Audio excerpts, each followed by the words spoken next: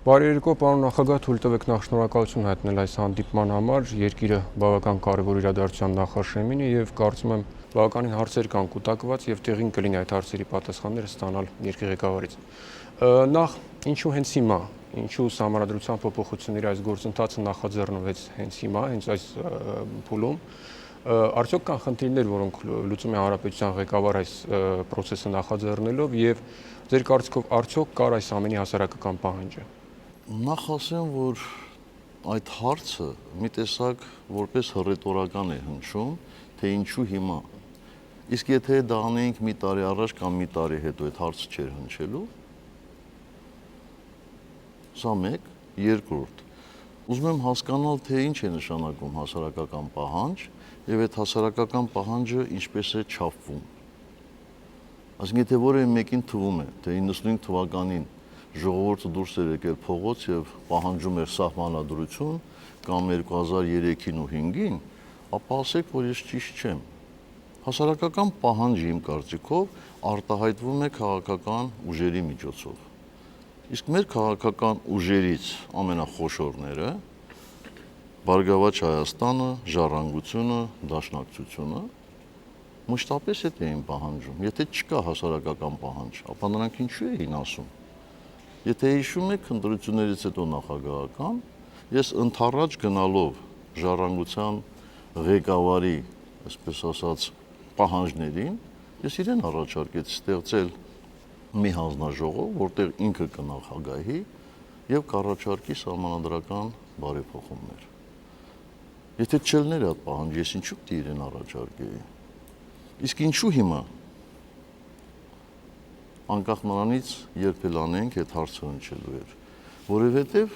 աշխարհը սրընթաց փոխվում է, որովհետև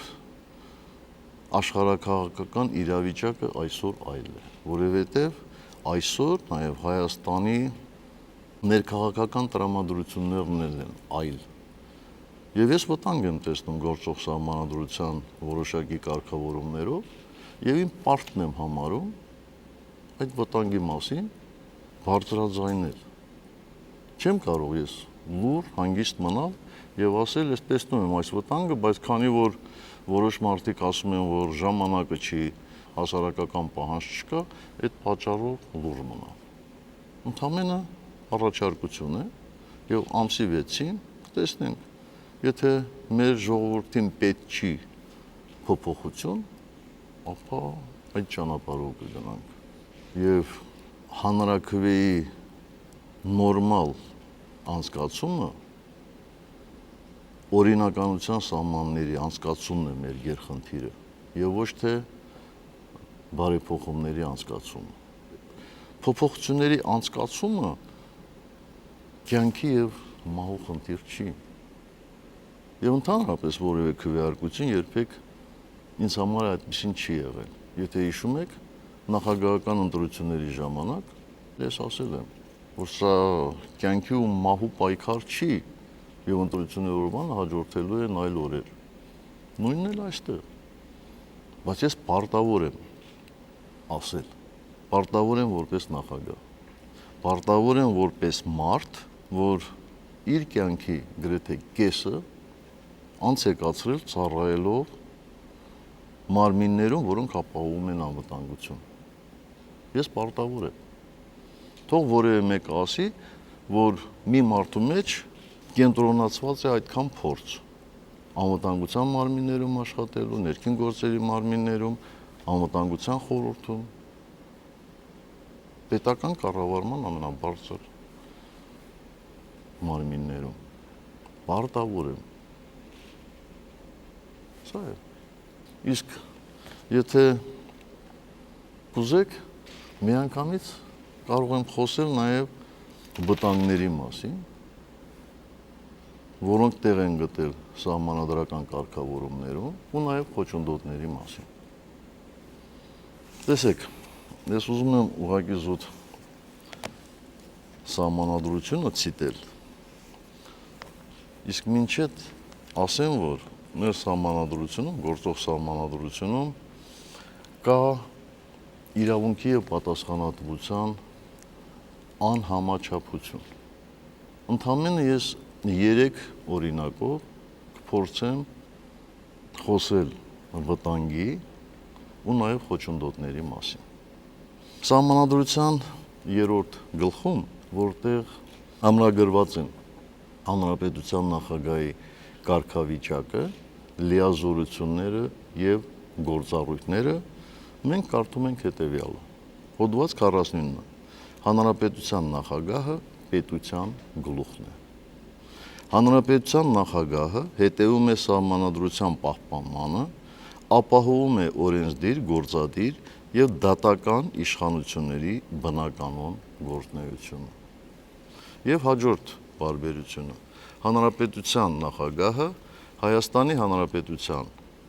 անկախության, տարածքային ամբողջականության եւ անվտանգության երաշխավորն է։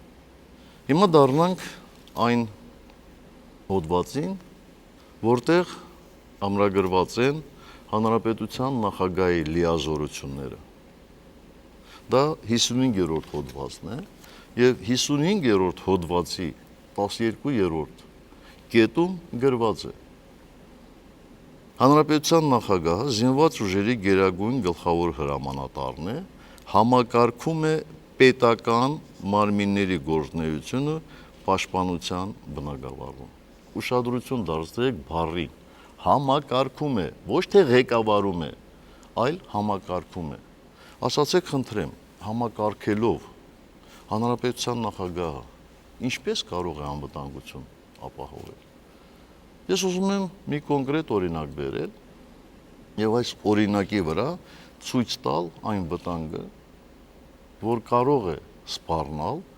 իսկ հիմա մեր իրավիճակը այնպիսին է, որ այդ սպառնալիքի հավանականությունը շատ մեծ է մեր անվտանգությանը։ Մի պահ պատկերացնենք, որ 12 թվականի խորհրդարանական ընտրություններում հաղթել է մեր քաղաքական ուժերից մեկը, որի ծրագրային դրույթները իմ խորին համոզմամբ հակասում են մեր պետական շահերին։ Ես չեմ ասում լավա թե վատ, բայց իմ համոզմամբ։ Եվ այդ քաղաքական ուժը ինչ պետք է անի ընտրություններում հաղթելուց հետո։ Պետք է իր ղեկավարին կամ մարդուն, որին իրենք վստահում են, նշանակեն վարչապետ։ Մեր սահմանադրությունն ասում է, որ հանրապետության նախագահը վարչապետ է նշանակում խորհրդարանի մեծամասնության վստահությունը վայելող անձին։ Ես չէի կարող չնշանակել եւ պարտավոր եմ նշանակել։ Ենթադրենք նշանակեցինք այդ մարդուն որպես վարչապետ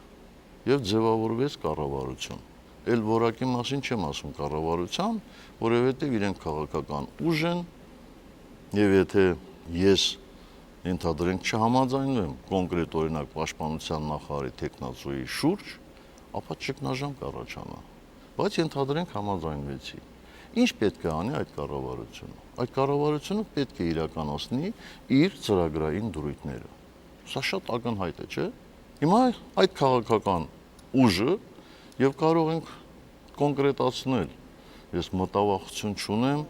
եւ չեմ կարող այսպես վերացական խոսել։ Ենթադրենք այդ քաղաքական ուժը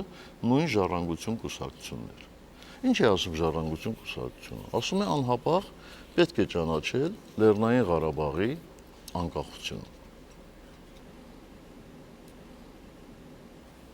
Կառավարությունը որոշում կայացնի, օրենքի նախագիծ կուղարկի ազգային ժողով, ազգային ժողովը կճանաչի Լեռնային Ղարաբաղի Հանրապետության անկախությունը եւ համաձայն մեր սահմանադրության այդ օրենքը կգա նախագահական։ Ես պարտավոր եմ 21-օրյա ժամկետում վավերացնել այդ օրենքը կամ էլ առարկություններով ետ ուղարկել ազգային ժողով։ Բայց քանի որ իրենք մեծամասնություն են, նոր տեղի է ունեցել ընտրություններ, իրենք հաղթող են, իրենք կհաղթահարեն այդ վետոն եւ նորից կուղարկեն նախագահական։ Եվ ես պարտավոր եմ 5-օրյա ժամկետում վավերացնել։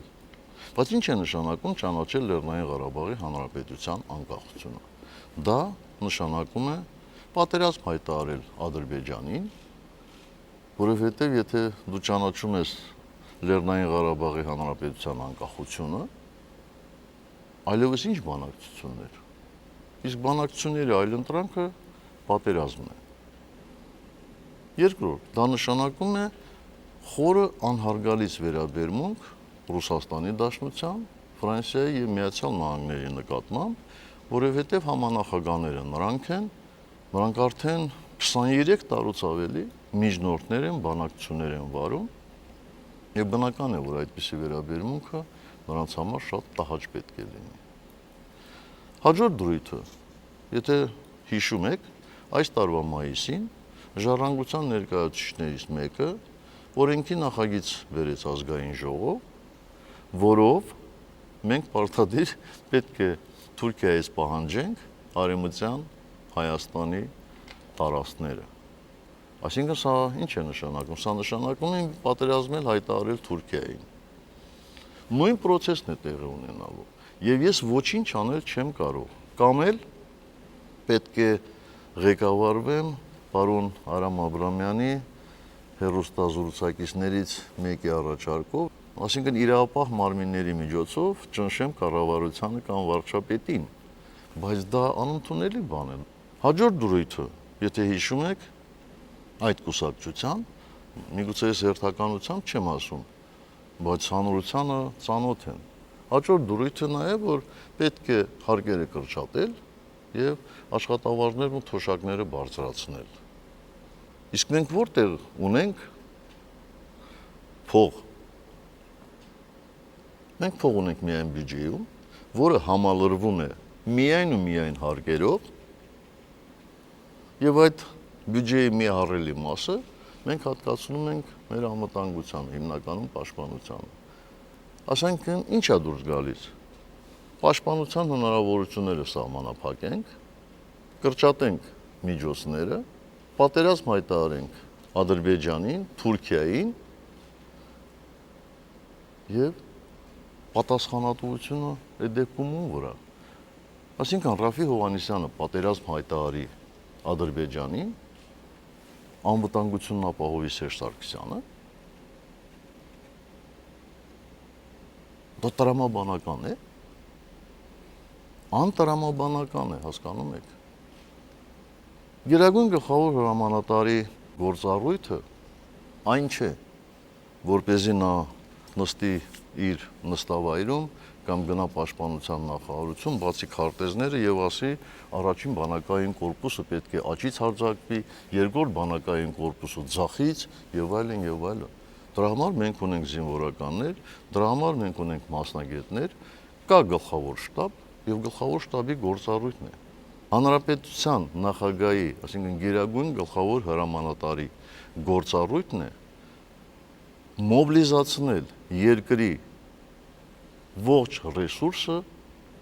ռազմաքաղաքական խնդիր լուծելու նպատակով։ Այն է չեզոքացնել հանրապետությանը սպառնացող վտանգը։ Իսկ գերագույն գլխավոր հրամանատարը, եթե միայն համակարգում է, ապա ինչպես դա պետք է կազմակերպի։ Այո, եթե կառավարությունը, այսինքն խորհրդարանական մեծամասնությունը եւ հանրապետության նախագահան նույն քաղաքական ուժի ներկայացուցիչներն են, խնդիր չի առաջանում, որտեղ բացի սահմանադրությունից գոյություն ունի նաեւ կուսակցական կանոնադրություն, գոյություն ունեն կուսակցական լծակներ եւ այդ հարցը կարելի է լուծել։ Եվ բացի դրանից, եթե դու նույն քաղաքական ուժի ներկայացուցիչն ես, ապա ունես նույն ծրագրային դրույթները, նույն նպատակները եւ այլն։ Բայց եթե տարբեր քաղաքական ուժեր են, ապա այս հարցը ինչպես պետք է կարգավորվի։ Առճակատմամբ, այսինքն մի կողմից պատերազմական իրավիճակ, մյուս կողմից առճակատում երկրի ներսում։ Ոնց ենք դա պատկերացնում։ Այսինքն սա իրական սպառնալիք է մեր անվտանգությանը։ Եվ ուզում եմ, որպեսզի այս սպառնալիքը չեզոքանա, ուզում եմ, որպեսզի պատասխանատվությունը լինի այնտեղ, որտեղ կան իրավունքներ։ Սա մեկ, երկրորդ։ Կարգավորումներում գոյություն ունեն խոչընդոտներ նաև տնտեսական զարգացման առումով։ Տեսեք, 55-րդ հոդվածը չի պարունակում որևէ լիազորություն կապված մեր տնտեսության հետ։ Այսինքն Հայաստանի Հանրապետության նախագահը ի պաշտոնե պատասխանատու չի տնտեսական իրավիճակի համար։ Բայց քանի որ Հանրապետության նախագահը այսօր ներկայացնում է նույն ուժը, ինչ ներկայացնում է կառավարությունը, ամբողջ պատասխանատվությունը գալիս է Հանրապետության նախագահի վրա։ Խոսենք օրինակներով։ Նաիրիտի բանվորները ինչու են գալիս Բաղրամյան եւ պահանջում աշխատավարձ։ Եվ այն հարցին, թե բա ինչու եք եկել այստեղ։ Նրանք ասում են մենք ձեզ ընտրել ենք եւ գիտենք, որ ամեն ինչի համար պատասխանատու է նախագահը։ Նույն հոսանքի սակագնի հետ կապված։ Ուր գնացին այդ մարդիկ։ Որտեղ էին իրենց բողոքը արտահայտում։ Եվ այս հանգամանքը, որ իրականության հետ որոշակի առնչություններ ունի, մի տեսակ, չգիտեմ ճիշտ բառն եմ օգտագործում, թե չէ, լղոզում է տնտեսական մարմինների կամ տնտեսությամբ զբաղվող մարմինների պատասխանատվությունը։ Հանրության հետ այդպիսի ընկալում կա, չէ՞ որ բոլոր որոշումները կայացվում են Բաղրամյանում։ Բաղրամյան 26-ում, նաև տնտեսության հետ կապված։ Եթե մարդը պատասխանատու չի զգում իր կայացրած որոշման համար, այդ որոշման կայացումը վերագրվում է ուրիշին, ապա նա հետևողական լինել երբեք չի կարող։ Եվ երրորդ, ես կարծում եմ, որ ձեզանից որևէ մեկը չի շղթի, որ մեր հանրության մեջ տարածված կարծիք կա, որ բոլոր դատավճիռները անցնում են Բաղրամյան 26-ով, մինչ դատարանում հրապարակել։ Ինչու է այսպիսի կարծիք ձևավորվել։ Շատ պարզ պատճառով, որովհետև բոլոր դատավորներին նշանակում է հանրապետության նախագահը։ Եվ երբ որ դատավորները, չեմ ասում բոլորը, որոշ դատավորներ կատարում են իրենց սև գործը, ապա կատարում են այսպես ցույց տալով նախագահի նկարը եւ մարդիկ էլ հասկանում են, որտեվ Հայաստանում անհնար է հավատալ, որ եթե դու մեկին նշանակում ես, ապա այդ մեկը քո ասածներով չի ղեկավարվում։ Բայց ինչի՞ պետք է այդպիսի իրավիճակ լինի։ Այսինքն մենք այստեղ գործ ունենք դատական համակարգի ներքին եւ արտաքին անկախության հետ։ Եվ առաջարկող տարբերակով մասնագետների ճնշող մեծամասնության կարծիքով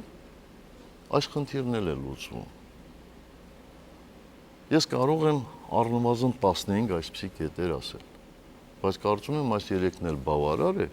որպեսզի դուք կարծիք կազմեք իմ դրդապատճառների մասին։ Պարոն նախագահ, իմ հարցը նույնպես բխում է քիչ առաջ ջրնշած անվտանգության վտանգներից, հարցը թերևս գլխավորի անվտանգության մասին է, հայտնի է, որ սահմանադրական փոփոխությունների նոր նախագծով գերագույն խաղաղ ժամանակ գերագույն գլխավոր հրամանատար չկա, այդ գործառույթը վերապահվում է կոլեգիալ մարմնի կառավարությանը տվյալ դեպքում։ Իդեպ այդ հարցը, այս դրույթը ամենաշատը քարոզարշավի ընթացքում քննարկված եւ քննադատվածն է։ Իմ մոտ էլ է հարց առաջացել. արդյոք գերագույն հրամանատար չունենալը խաղաղ ժամանակ խնդիրներ չի առաջացնում։ Ռիսկեր, վտանգներ։ Նախ պետք է նվեր ասեմ, որ դուք քո հարցում ասեցիր, որ կա գերագույն գլխավոր հրամանատար, ուղղակի այդ գերագույն գլխավոր հրամանատարը կոլեգիալ մարմին է, կոլեկտիվ մարմին է։ Անշուշտ, ոչի քարոզիչները կախված լսարանից փորձում են բերել այսպես գաղափարներ, որոնք միգուցե հաճո են պարզ մարդկանց ականջներին։ Եվ իհարկե, երբ որ գնում են սահմանամերձ շրջան եւ ասում են, «Բա խաղաղ ժամանակներում մեր երկիրը չի ունենալու գերագույն գլխավոր հրամանատար», մարդիկ երևի տարակուսում են։ Բայց պատասխանատու հայտարարում են, որ խորհրդարանական համակարգում, այսինքն առաջարկվելիք համակարգում գերագույն գլխավոր հրամանատարի բացակայությունը երկար մտորումների եւ գիտակցված մոտեցման արդյունք է։ Տեսեք, եթե բարեփոխումներ անցնեն, ամբողջ իշխանությունը գործադիր կենտրոնանալու է կառավարությունում։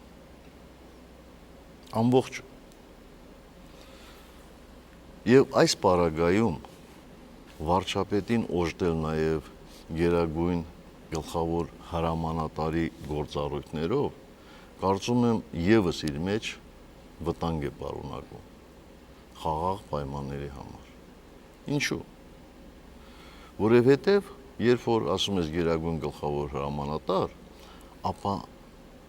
ենթադրում ես գերագույն գլխավոր հրամանատարի կողմից զորքի կիրառման անվերապահ մոտեցում։ Իսկ խաղաղ պայմաններում զորքը որտեղ կարող է կիրառվել։ Չեմ ուզում շատ մանրանալ, բայց ունենալով այդքան լիազորություններ ու ունենալ լիազորություն զորք կիրառելու խաղաղ պայմաններում, դա շատ վտանգավոր դրույթ է։ Ես, օրինակ, կամ իմ նախորդները, որպես գերագույն գլխավոր հրամանատար, պրակտիկայում ինչով ենք զբաղվում։ Ամեն առավոտ Պաշտպանության նախարարը զեկուցում է իրավիճակի մասին։ Եվ բնական է, ստանում համապատասխան ցուցումներ։ Կարող է օրը լինել 4 անգամ զեկուցի։ Եվ նա պարտավոր է դա անել։ Բացի դրանից, ամեն շաբաթ Պաշտպանության նախարարը կոնկրետ ժամի գալիս է եւ ընդարձակ զեկույց է ներկայացնում։ Կապված զինված ուժերի մարտունակության, ապահովության, տարբեր խնդիրների հետ, կադրային քաղաքականության եւ այդ խնդիրների մասով լուծումներ է ստանում։ Նախագահային կից գործում է զինվորական տեսչությունը, որը պարբերաբար պլանային կամ արտահերթ ստուգումներ է անցկացնում զորքերում, նպատակ ունենալով պարզել զորքերի մարտունակության աստիճանը։ Այդ տեսչությունը կարող է լինել կառավարությանը կից։ Կարող է, չէ՞։ Ու բացի դրանից, ես որպես գերագույն գլխավոր հրամանատար, պարբերաբար տարին տարբեր առիթներով մի քանի անգամ լինում եմ զորամասերում, զորքերում, շփվում եմ հրամանատարական կազմի հետ, զինվորների հետ,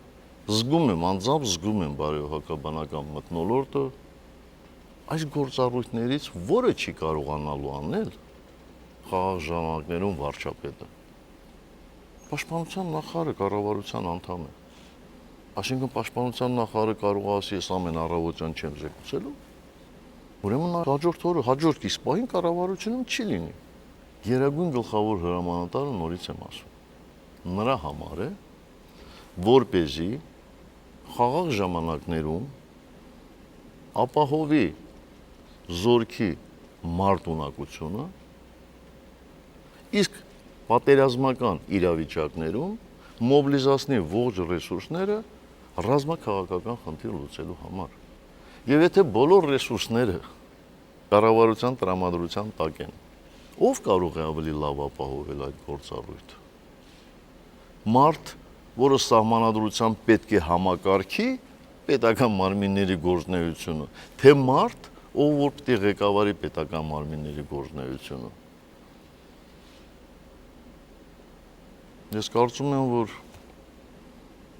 հենց այս պատճառով նաև, որպեսզի պատասխանատվությունը եւ իրավունքը լինեն միտեղ,